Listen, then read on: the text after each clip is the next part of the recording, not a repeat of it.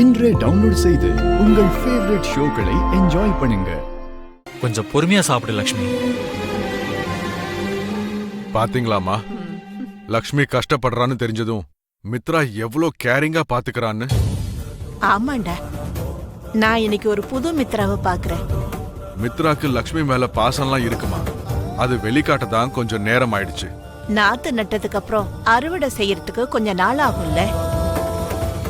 இதுவும் அது மாதிரிதான். 2 பேருக்கு இடையில பாசங்கிற விதை இப்ப முளைக்க ஆரம்பிச்சிருச்சு.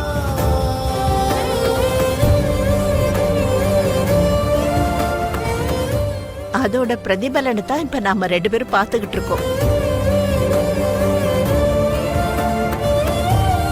ரொம்ப சரியா சொன்னீங்கம்மா.